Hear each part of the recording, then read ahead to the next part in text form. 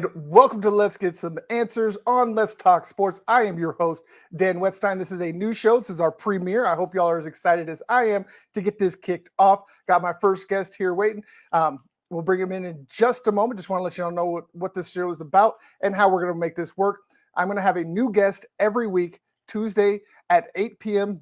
Eastern Standard Time, 6 p.m. Mountain Standard Time, and we will be chopping it up about all sports. This is not any team specific. Obviously, you all can see who I am a fan of, and I will let you know that Bill here is a Pittsburgh fan. So as you see, we are from different sides. We have different views. So we'll be giving you our own views on the top sports headlines across all sports. No sports specific or team specific. We are here to talk to all fans about all sports. So without further ado, here comes my guest, Bill Waite, military man. Thank you for your service. Let the people know who you are, where you're from, and where they can find you. All right. So Bill Akins, I do quite a few podcasts for Dan here. I do Pittsburgh Sports Desk.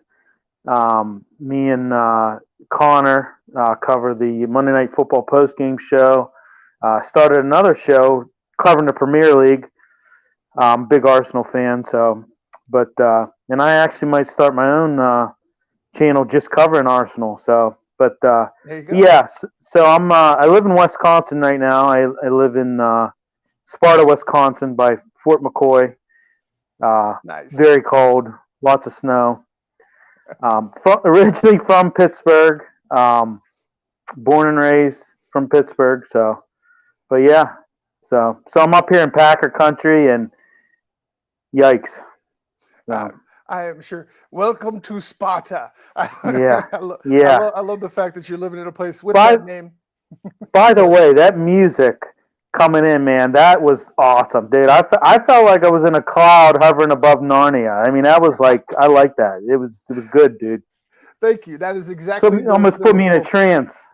Awesome. I'm glad that it had the effect that I wanted it to. We're here to get some answers. Yeah. So, a little bit philosophical. So I figured we'd be up on those clouds floating around a little bit. So I'm glad to hear that I got the intended effect. But we have a hello. We appreciate you, Miss Lady. That's the wifey. Appreciate you showing up.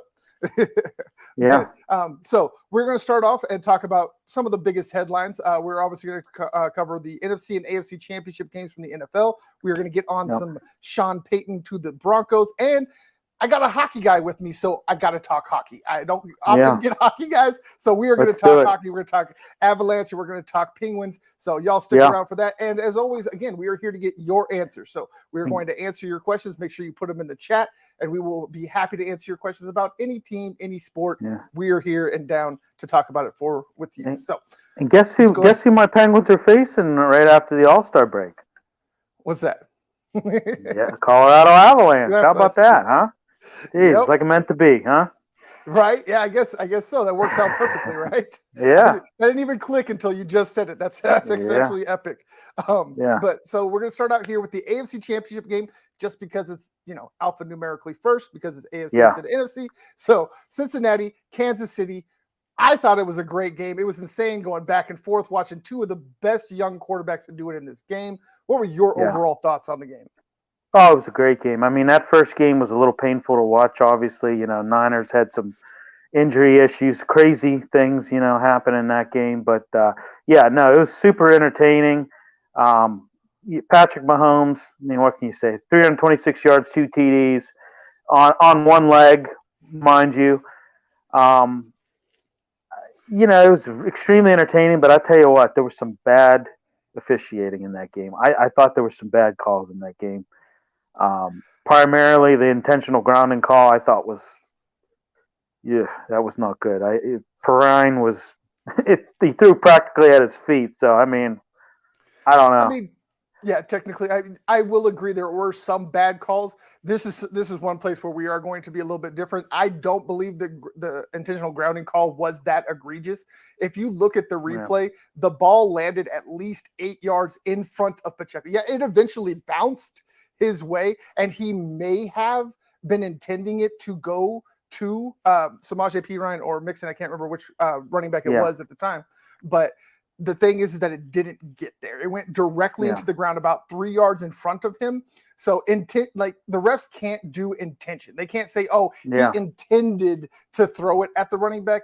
He might have, but he didn't. So that one I think is a little bit overblown, but the rest I do agree. The stoppage of play on third down. There was many other ones. Yeah, that was I was just totally confused by that. Even Tony Romo was confused by that. He was like, the refs themselves were confused. Yeah, he's like, Jim, they're going for it on fourth down. He's like, what? And I'm like, it's 3rd and 9. What? Am I missing something? Like, right. But I mean, I was just like, that was like, I don't understand why they blew that dead. But no, being positive, I mean, it was a good game. It was back and forth. I thought the Bengals. I mean, I thought they had a chance to win that game. I mean, you get that call. He hit him out of bounds. I mean, he was 3 yards out of bounds. I know some people were like, like you see the side shot, he was 3 yards out of bounds when he hit him, He was way out of bounds. But yeah. No, go ahead. Sorry. No, I was just gonna say, I thought, Burrow, so he had a couple interceptions, but I thought he played a decent game too. He wasn't upright that much. He got sacked a lot. I mean, he had a lot of people in his face. He was pressured on 21 dropbacks. Yeah.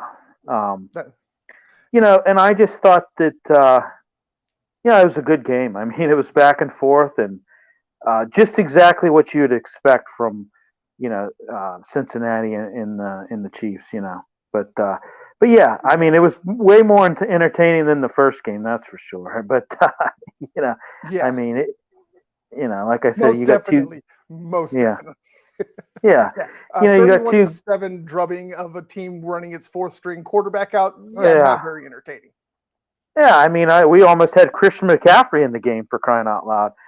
Brock Purdy, we're hearing now he has to have Tommy John surgery. His elbow, I think, split in like 13 different pieces. I mean, he's out. He couldn't throw. I mean, we saw that. He threw a couple screen passes, and it was like, oh geez, like he's not throwing this down the field. Right. Yeah. Hearing what that injury was, the fact he was able to throw at all is amazing.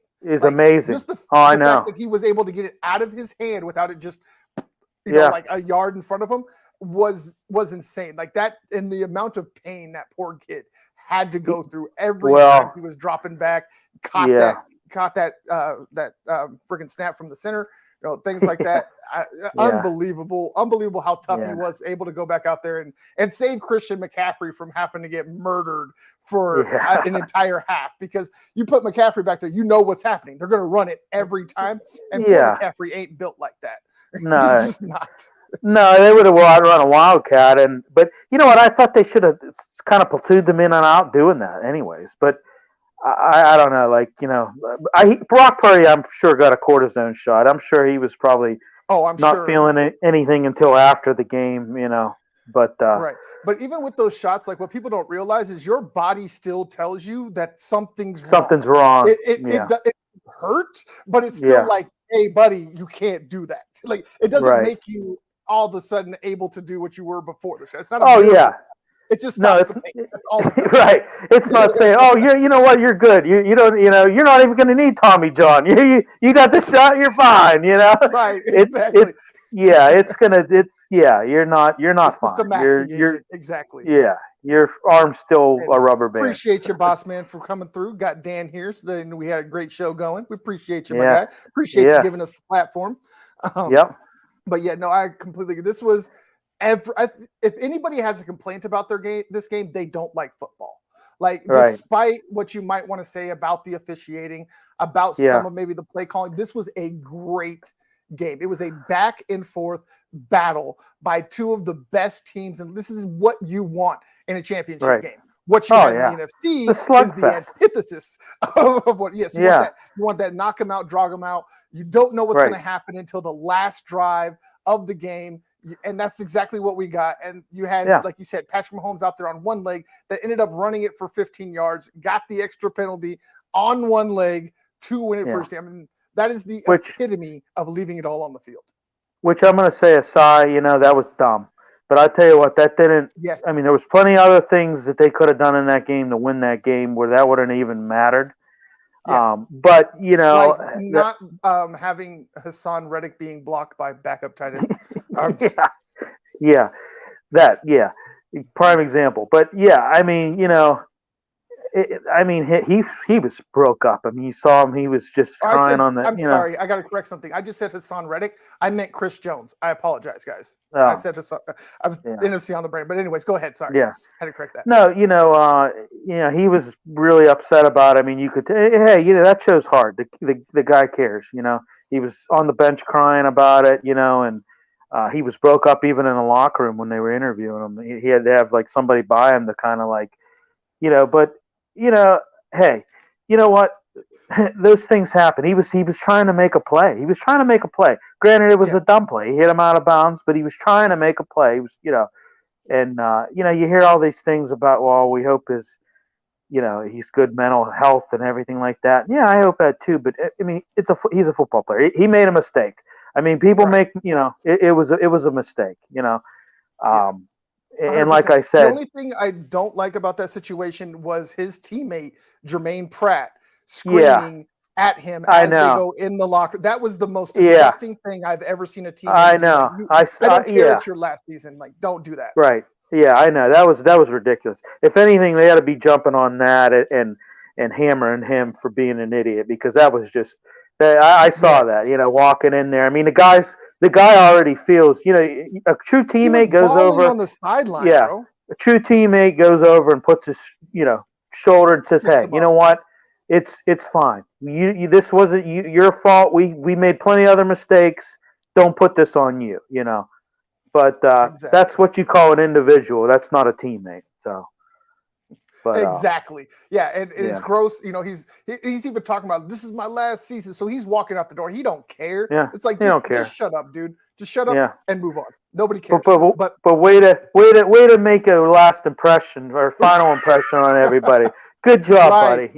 That's what you'll be remembered for. Right. You'll be remembered for exactly a douche. Who you are. Yeah, you'll be not remembered for what you did on the field, but what being a douche. That's what you're gonna. He's not even that great of a player. Like he's like he's been an average dude his whole career. Like he hasn't been a superstar. Like who are you? Like I get you, but anyways, I don't want to go too far down that rabbit hole. Let's go ahead and move on over to the less fun game to watch and talk about. That was the NFC Championship game. Wow, I just went blank. Eagles and Niners played. It was billed as the game of the weekend, but turned completely around as to the worst game in the postseason. After this time, I'm right. Hassan Reddick gets blocked by a backup tight end and completely destroys Brock Purdy's right arm. And from there, it was over. And then they had Josh Johnson come in, and he lasted all of I think 5 plays before he was knocked unconscious on the field. Bounced his head off the turf. Look like Tua. Look like a Tua. Like what happened to Tua. The posturing, all that. It was bad. It was really bad. I'm glad that they didn't send him back out there like the Dolphins did with Tua. I'm glad that it seems like the Tua injury seemed to have got the NFL back into caring about concussions, because you've seen it with Russell Wilson got held out an extra week after he was cleared. You had Tua go in and out of concussion protocol like 50 times this season after that. So hopefully that continues. I do like that, but I don't want to see any. I don't like seeing them. I just like seeing that the NFL's taking them seriously again. Finally. So the fact that they did not let Josh Johnson go back out there was a huge boon. But overall, besides the fact, we've already talked about how bad it was of a game to watch, what was your overall thoughts when you take all of that into context? Well, the way I described it, we did I did a show with Connor Sunday night, and we kind of just wrapped up those games. But I said, you know what it was? It was to sum up for San Francisco, it was a series of unfortunate events for San Francisco. It literally was just a series of unfortunate from the start of the game to the finish. It was just a series of unfortunate events. And like she said, Brock Purdy, gets lit up, arm, bends the way it should not bend, and he goes out, and you knew right from then. I knew he was done. Josh Johnson comes in, and I got to be honest with you, Josh Johnson, Dan, he didn't look like he was ready to play that game. I mean, he had what, 3 or 4 delay of game penalties. Something like that. Yeah. Yeah, I think he had 4 delay of game penalties. He had that one fumble where he's looking downfield. You're in the shotgun. You got your hands up. You got to secure the football first. That's first and foremost. Don't worry about what's going on down the field. Don't worry about what kind of matchup you may have or what the corner's doing, or don't worry about any of that. Secure the damn football first. He didn't do that. He wasn't ready to play that game. I felt kind of bad for him. I'm like, you know what? He's thrown into this, but hey, you're a backup quarterback. Granted, he is the 3rd string quarterback. So fourth string quarterback. Yeah. So 4th string. You're right, 4th string. So hey, what was he? 7 for 13, 74 yards. Got sacked twice. Like I said, it bounced his head off the turf. I knew that wasn't good. I saw that. I'm like, saw him go inside. I knew he was probably going into concussion protocol, but yeah, Christian McCaffrey. I mean, I saw him. He's like putting on the helmet, like the. I'm like, geez, are we gonna have him? Are we gonna actually speaker in it? Yeah. Yeah, are we gonna actually have him going in and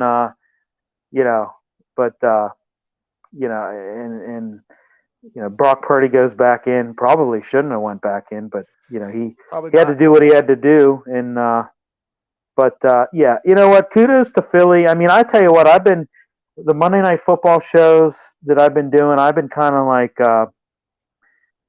talking. I don't know. I kind of ate crow this year, to be honest with you, because I'm a Broncos fan, bro. I ate all the But I kind of discounted Philly. I mean, up until like week 10 and 11, I was still saying, I'm like, you know what, this team's just really, I don't know, something about it. Just like, give me an example. They struggled to beat the Houston Texans. There was some like close games that they won this year that they should have blown teams out. I don't know. I just kind of felt like maybe this team's not for real. But I was kind of, I'm wrong. I was wrong about that. I mean, they are for real. They deserve to be there. Being from Pittsburgh and absolutely hating Philadelphia, I'm not rooting for them. I'm rooting for the Chiefs. Yeah, I mean, I know how Philly. Yeah, we're on opposite sides of that coin. Well, they're in your division, so I don't blame you for that one. But exactly. But Philly fans, I know how they are. I have friends that are Philly fans, and they are some of the most obnoxious. I mean, hey, Dan. Ever since that last Super Bowl win, oh my God. Yeah. Oh yeah. Oh, I know. You would think that they just, they invented football after that. Yeah, that they were the ones that had 7 championships in 10 years, like the Patriots. Right. You know what? Hey, Dan. Their fans threw snowballs at Santa Claus, for crying out loud. Right? I mean, who does that? That will never get old. Who does that? Get old. Yes, I know. Right? Who does that? Santa on Christmas. You're a hockey guy. They've got Gritty. What the hell is Gritty? What is he? What is that? What? I'm 100% agree with that. What is that thing? It looks like he grew out of a petri dish. I mean, I don't know what he is. What is Gritty? I don't know what he is. It's like a failed penicillin experiment. Yeah, but no, I really did. I was like, you know what? I don't know about this team, but I was wrong. Jalen Hurts, I think, is a good quarterback. I think, I think it's going to be a great Super Bowl. I really do. On the record, almost a year ago to the day, with about 15 Philly fans on a live, where I was the only one that said Jalen Hurts could take him to a Super Bowl. And a year later, look at where they're at. Because like a year ago, we were having a debate. Again, I was the only non-Philly fan on this live. And I was the only one saying, yo, give the kid another year.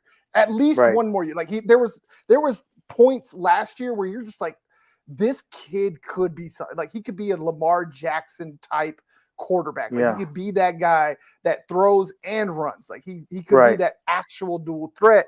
And they were just all like, no, let's trade him and get what we can for him and then trade up in the draft for the first round and get one of these quarterbacks from last year, which if nobody noticed, there was only one quarterback from the draft. Well, I'm sorry, two quarterbacks from that draft that had more than 2 starts this past year. That was Desmond Ridder in Atlanta and Kenny Pickens in Pittsburgh. So That's right. there was a terrible quarter, and neither one of them. I don't want to disrespect your team, but neither one of them impressed me. Like Kenny Pickett is what he is. Like he's Andy Dalton light. Like he's a poor man's Andy Dalton to me. So I think you can win some games with them, but I don't think you win championships. But again, these were Philly fans wanting those quarterbacks over this quarterback that is most likely going to win the MVP and took their team to the Super Bowl and has only lost one game this year. Like, that's insane to me. That team is so loaded. I honestly am excited to see them beat the living daylights out of Patrick Mahomes. I love Mahomes. Don't get me wrong. Like I love Mahomes as a player, but I hate the fact that he's a Chief. So I want to see him destroyed on the biggest stage. Plus, I'd be able to tell my Chiefs fans, I told you so. Yeah. Well, that Jalen Hurts, A.J. Brown, that was getting him from Tennessee was just so I thought that was a great move, and it showed this year, man. Now, it was just him and Hurts are just they're on it, man. But I mean, it was a rough game to watch. I mean, it was a rough game to watch getting back to the. It was rough. Unless you're an Eagles fan, like I'm sure. Unless you're an Eagles fan, yeah. But everybody else, no. I tuned out about halftime. As soon as I found out Josh Johnson wasn't coming back, I was like, this game's going to suck. So let me play some Witcher and kill some monsters. That's how I saw it. Yeah. I was really, I got to be honest, I was rooting for San Fran. I like Brock Purdy. I mean, look at him. He was the last quarterback taken, and look at what he's done. I mean, he's just come in and just, Mystery Irrelevant went 7-0. Like I don't count Sunday as a loss for him. He went 7-0. He didn't get a chance. Oh he didn't have a chance. With the way that the San Francisco defense held out until the second half, which is when Philadelphia really took off and dominated that game, when the Niners defense was just worn out. They just couldn't do anymore. I honestly believe it would have been as good, if not better, than the second game of the day. Yeah. If Purdy stays in there. Like it's a really it's close. It's a close. We're looking at like a 31-28 game. Like it comes down to like the last possession. Whoever has the ball 100%. Last is. Yeah, we would have had an absolutely epic championship Sunday if Purdy would have stayed in. We would have had 2 really, really good games. I 100% agree on that. But moving on from games to coaches, we had the breaking news today. My Broncos went out and did what they had to do to get the hottest coaching name on the market. Sean Payton is officially coming to Denver. I called this in December. I said this the day after Nathaniel Hackett got fired. So all y'all that want to be sitting up here acting like you did, I have video evidence. I actually did. So I have my thoughts. I will let them loose here in a little bit, but I want to get an unbiased third-party thoughts of Sean Payton coming to Denver. Can he fix Russell? Can he fix this offense, etc.? Absolutely. I tell you what, it's great sign. Great going out and getting Sean Payton. I mean, it's he's 161 and 97. 9-8 postseason. I mean, the guy. I mean, let's face it, New Orleans, he, him and Drew Brees, it was a match made in heaven down there with them. And he's a hell of a coach.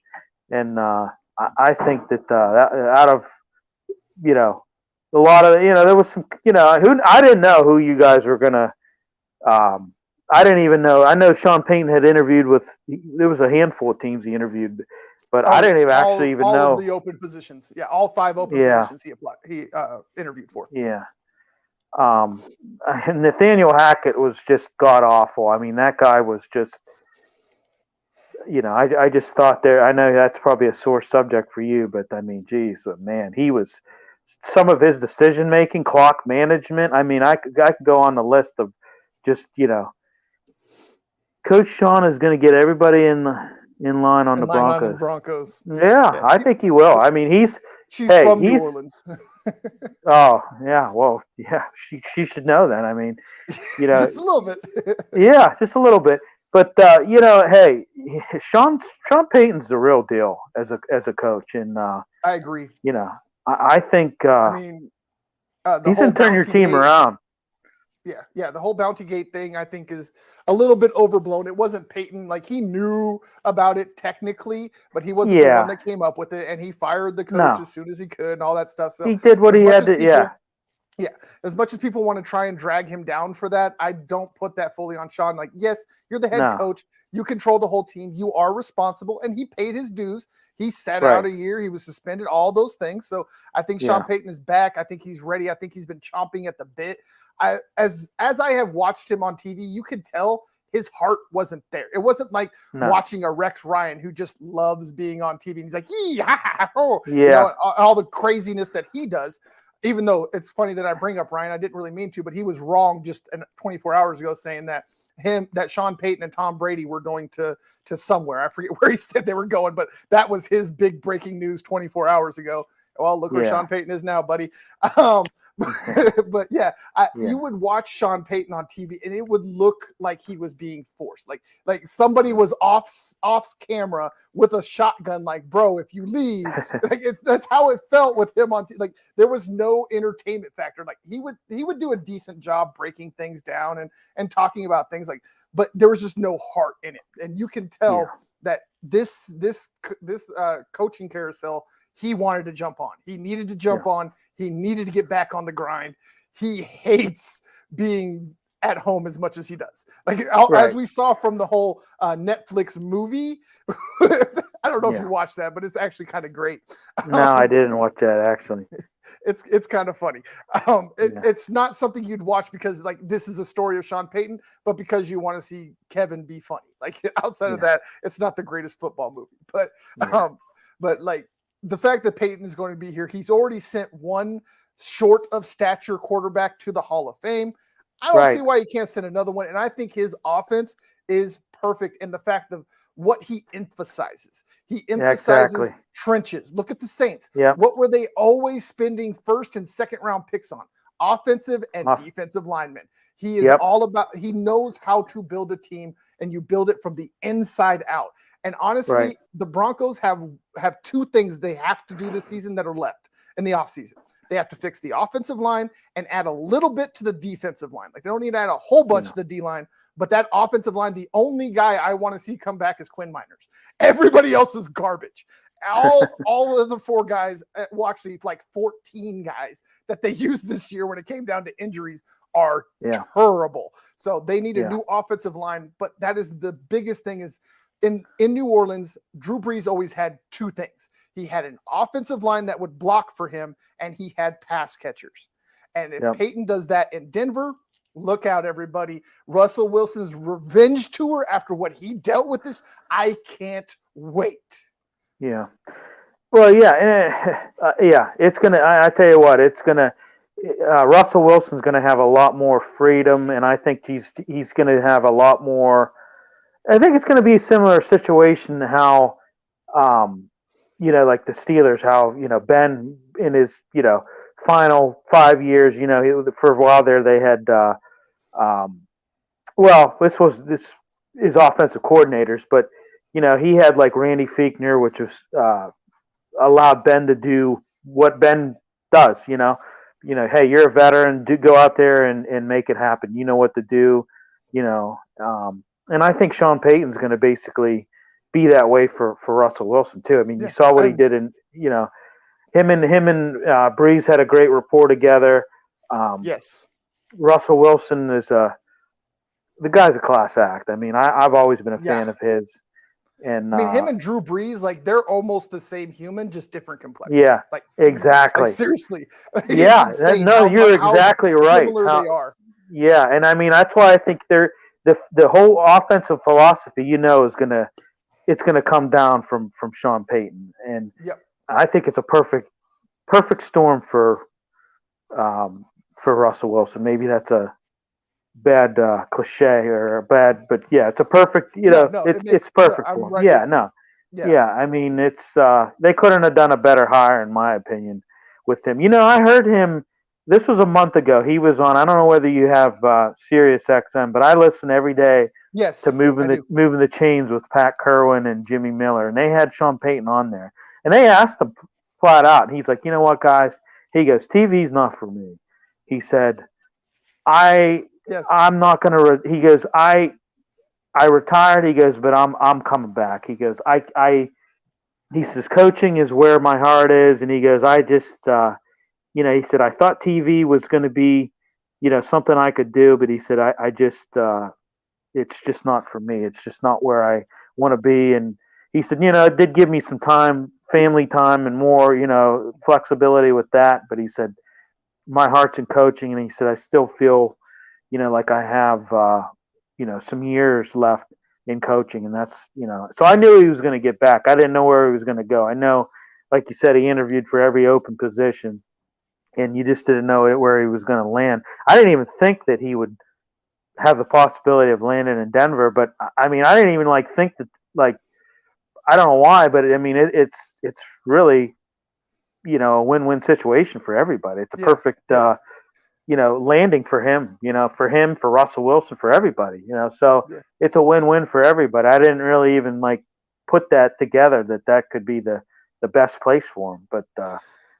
If it Yeah, wasn't I for the mean, Dolphins and the Bradley Chubb trade, they wouldn't. Because that's the only yeah, reason we had a first round pick to give them was the Bradley right. Chubb trade. So Yeah, actually, yeah, when you think about it, what the Broncos got back for Bradley Chubb was Sean Payton, Chase Edmonds, and a fourth rounder.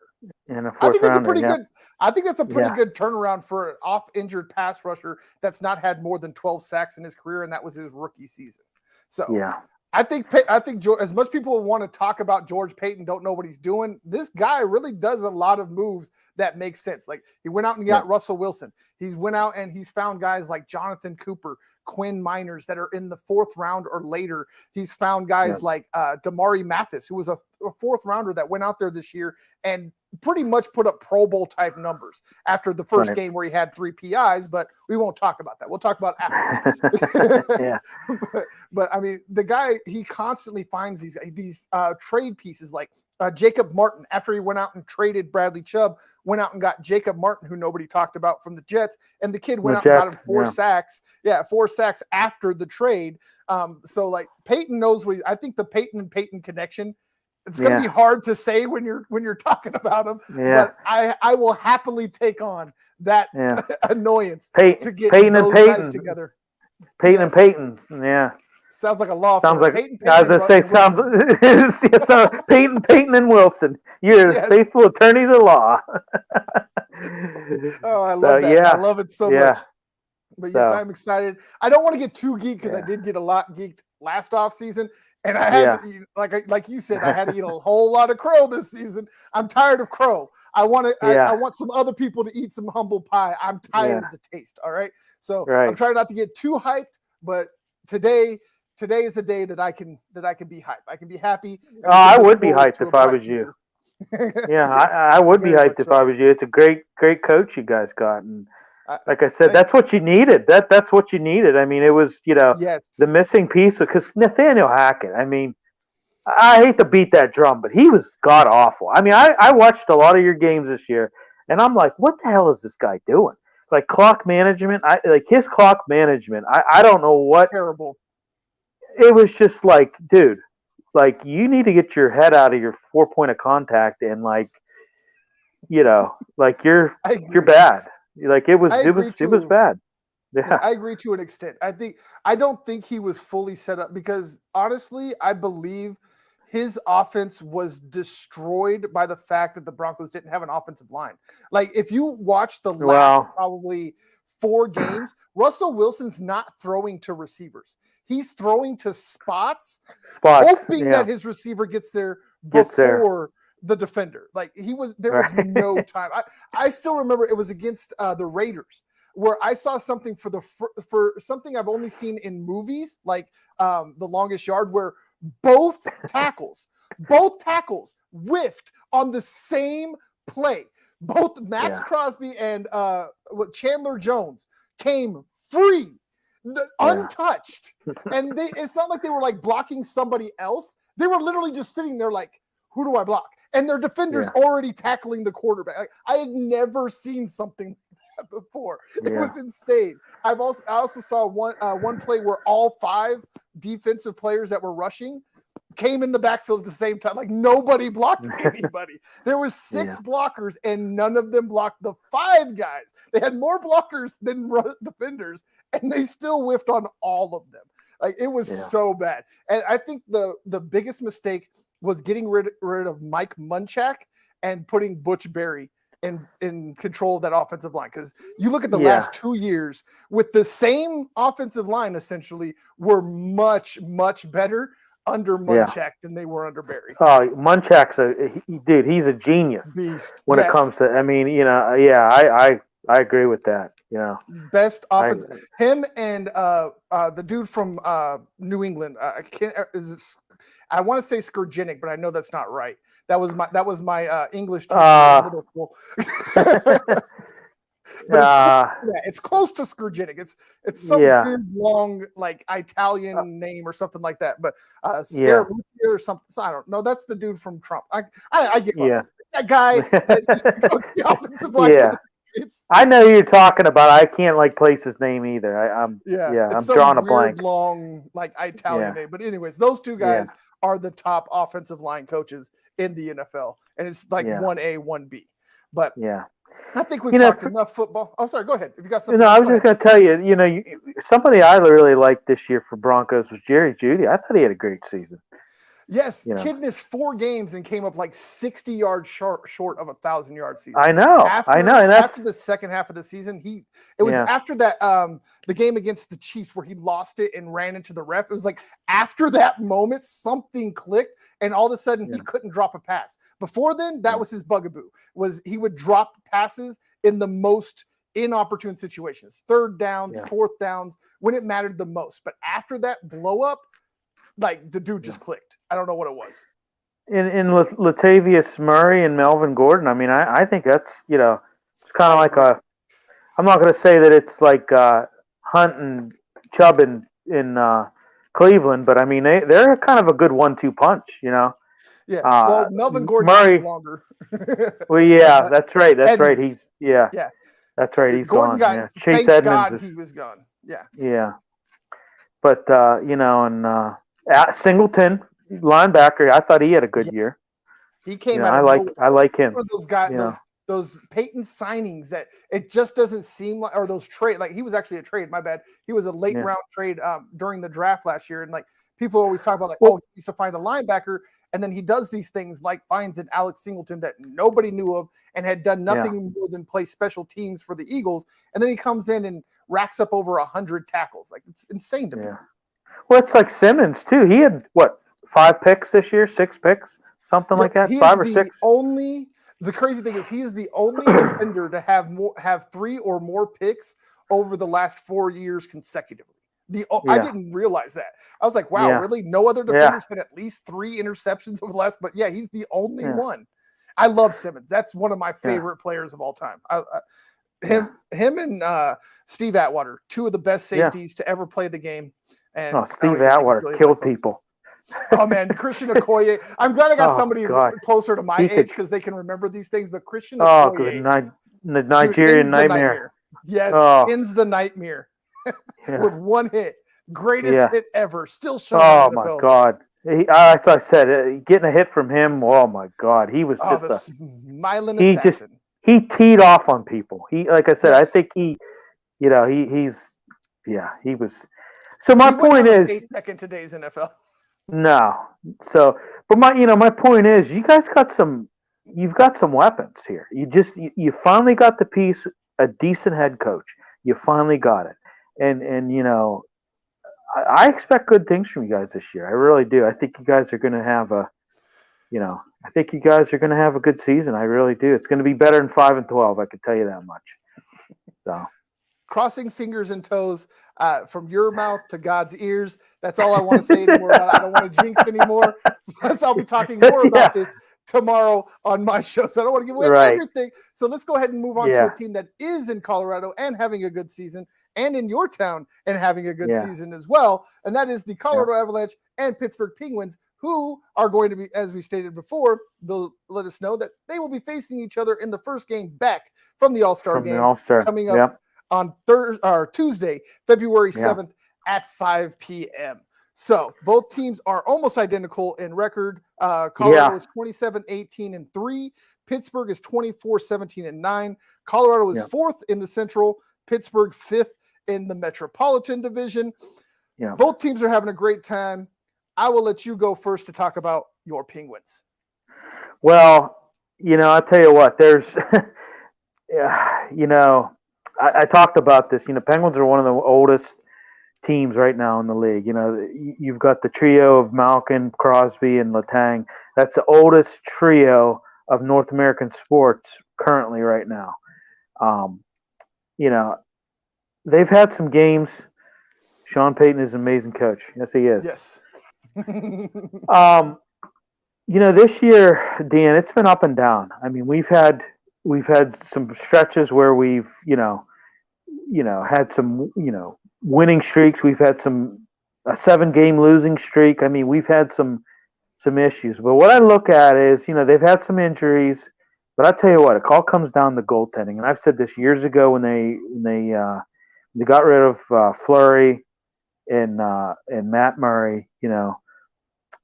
Problem with their goalie, Tristan Jarry. He's when he's healthy, he's lights out. I mean, he was an all-star last year. But when he's not healthy, you've got Casey DeSmith, and I tell you what, Casey DeSmith has been god awful, just god awful. I mean, I call him Casey DeSwiss because it's like he's made of Swiss cheese. I mean, it's just he gives up soft goals. I mean, it's just I think they're going to have to address. They're gonna have to go out and get a goaltender at this trade deadline, and I know they don't want to do it. I know Ron Hextall has just kind of been at he's kind of they're happy with where they're at and stuff like that. And I said this before. I said they need to address this goaltending situation. They've needed to do this for 2 years, and now it's finally come to a head. Now it's kind of finally bit them in the what, and it's kind of like, hey, you know what? You should have addressed this long time ago, and then we wouldn't be in this situation. Do I think that they can still make a playoff run? I mean, we're talking about what they're right now in the playoffs by 1 point. There's a lot of teams circling them right now in the Metropolitan. I mean, there's not much room for error anymore, and I mean, yes, they've had a lot of overtime, which you get points, for that and stuff like that. But you can't live and die by that. That's not, and I don't know. I'm really concerned. They really need to make some changes, or make some trades. They need to get a goaltender. Like I said, Jarry has not been able to stay healthy this year, and as that old adage from a great coach for the Steelers from the 70s, Chuck Noll, you can't make the club when you're in the tub. And yep. Best ability is availability. Exactly. Yeah, exactly. And I've just really been, it's like there's no middle ground with them this year. It's just been up and down. Like it's like, okay, we go on a 5-game winning streak. Oh, now we're on a 5-game losing streak. We go on a 7-game winning streak. Oh, well, we're going on a 7-game losing streak now, and it's just been kind of. I hope that they can make some moves here and kind of get it together and solidify this. Because I tell you what, this is an old team, and you have a young team. The Colorado Avalanche is a young team. They're going to be fine. But here's the thing: if you can't make hay while the sun's shining in these months of January and February, with an old team, you're going to peter out in March, and you don't want to be going into the playoffs, injured and tired. Yeah, exactly. I get it. Yeah, you like you said, you have the oldest team and the second most injured team this season. The Yeah. Avalanche have the youngest team and the most injured team this season. So as being old doesn't just mean that you're the only ones that can get injured. The youngest team in the league has dealt with many. Right now, they still have four of their biggest contributors. They got Val Nichushkin's on the IL right now. Darren Helm has been on the IL almost all season. Josh Manson, the Manimal, has been on IR almost the entire season. The young phenom Bo Byram has been on and off the IL all season. We have yet to see the captain, Gabe Landeskog, even suit up for the team yet. There is talk that this might be his return game. There's still not a guarantee, and that's kind of what I'm sure that your team is enjoying this All-Star break as much as the Avalanche are. It's a chance 9 days off. Get healthy. Get reset, and get past that roller coaster of a first half of the season that both of us have been on. Because we've dealt with the same thing here in Denver. Because of the injuries there, we've had these ridiculous points where we go like 12-1, and then we go like 3-11. So it's just back and forth. It's a bit of an annoyance, but I do believe that getting the injuries out of the way now should prove well for, like you said, you guys and Sid, not so much the kid anymore, and then my Avalanche and the children that are running around the ice for them. Because, I mean, we got guys that we have dug from the AHL, from the Colorado Eagles, that are going out and doing some good things, but they can only do so much. We have guys like England that are taking second line minutes. That should not have. At the most, he should be in the fourth line.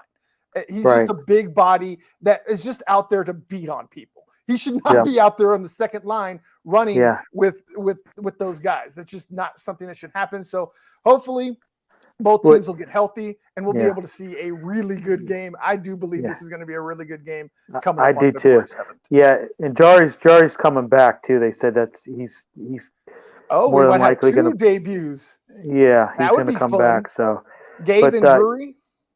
Yeah, the thing you got going for you though is you got youth on your side. Yes. Penguins don't have that. And very deep. Like this, I mean, I know it's my squad and I know I have maroon colored glasses when it comes to it, especially, just not even a year after we won the championship. I'm really into this team. I bleed maroon and blue.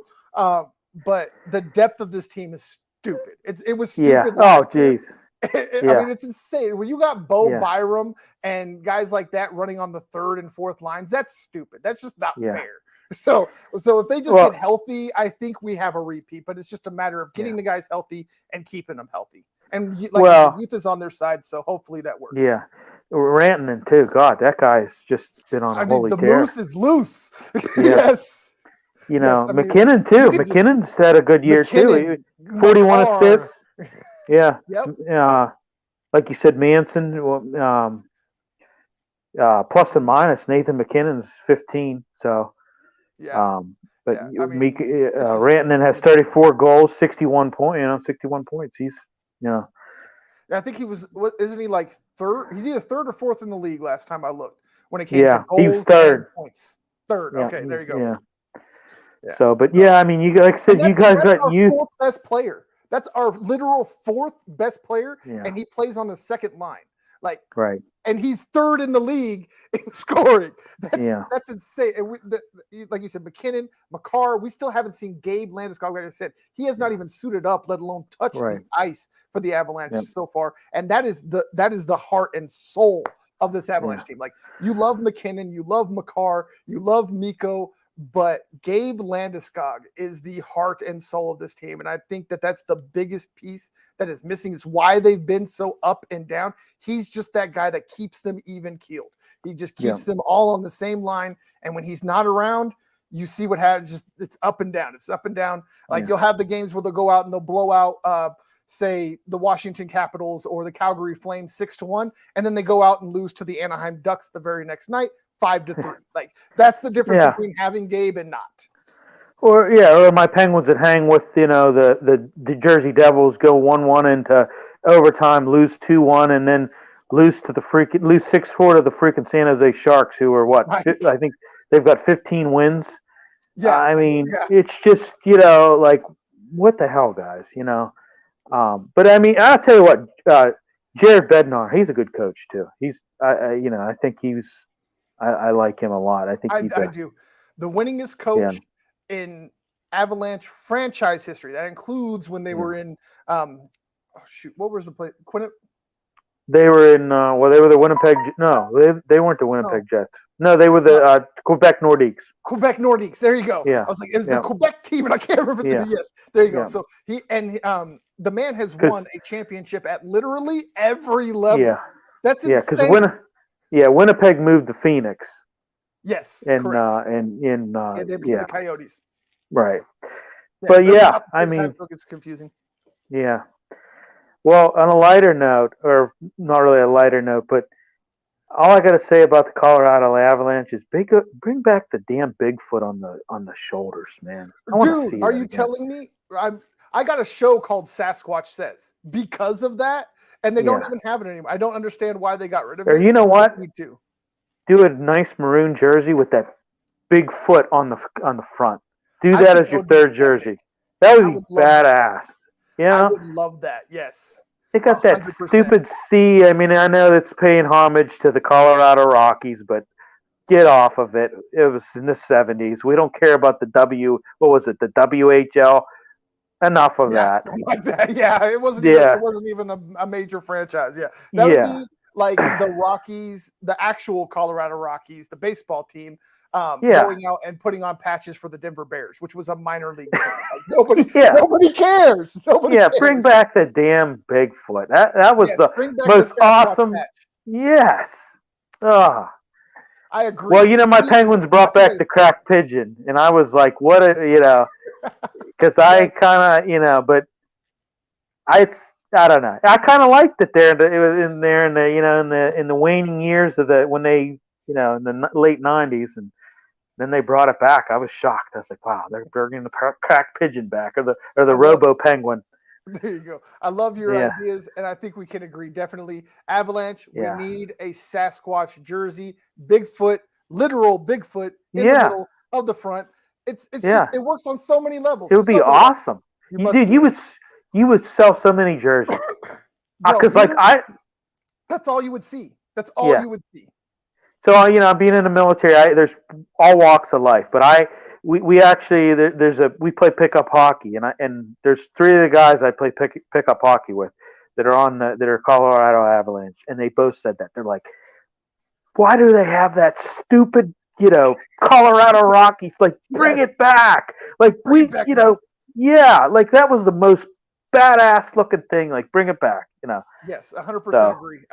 Like it's literally part of my logo for my Sasquatch Says is the foot, because I love it. Every jersey I have has that logo on it. Like, I refuse to buy a new jersey until they put that logo back on. As long as the Colorado Rockies crap is on there, I'm not buying another jersey.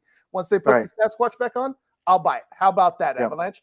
So I think us being in an agreement is a perfect place to end this set. We're at almost an hour. We're planning on only 30 minutes, but hey, great conversation, makes great content, and we just got to keep it going. So we went here for an hour. So as I do appreciate you coming on here with me, Bill. As I told y'all at the beginning of this show, every week I'll have a new guest. I might have some returning guests. I like Bill. I might bring him back. He seems like a pretty cool guy. So we will definitely be here every Tuesday at 8 p.m. Eastern, 6 p.m. Mountain Time for all of you that want to come and get some answers about the sports you love. Because as you see, we're going to cover them all every week. So we appreciate y'all coming. Make sure y'all go and give Bill some love over at, I believe you're on Facebook, is it not? Yeah. Yep. Okay. Facebook, and then we do obviously on the YouTube as well. But Pittsburgh Sports Desk, and doing, like I said, this Premier League show, and I want to actually do an Arsenal show because I'm a big Arsenal fan. And that's awesome. There's a lot of Chelsea fans that Dan lines me up with, and I like talking smack on them. So, but no, so he's probably the perfect person to get him for you too. So. Oh yeah, absolutely. So, but it's definitely been a blast. This is the first episode of Let's Get Some Answers with your host, Dan Wettstein. That is my guest, Bill. Again, check him out on Facebook, on here on Let's Talk Sports with the Pittsburgh. Sorry, I say that again. Sports Desk. Pittsburgh Sports Desk. Sports Desk. There we go. Yeah. Make sure you check him out. Me and my co-host Tracy. If you've seen Tracy, he looks like a Sasquatch. He's got the Like me. Yeah. I call him the Yeti. He's Italian. I call him the Spaghetti Yeti. Spaghetti Yeti. I like it. I'm the Ginger Viking. So we got the Spaghetti Yeti and the Ginger Viking. So there we go. I love it. But it's definitely been a pleasure, y'all. Make sure y'all tune back in next week. We'll be here. Y'all be here or be square and be lame. I don't care. But have a great one. We love y'all. We appreciate y'all. For Let's Talk Sports, I'm Dan Wettstein. That's Bill. And we out.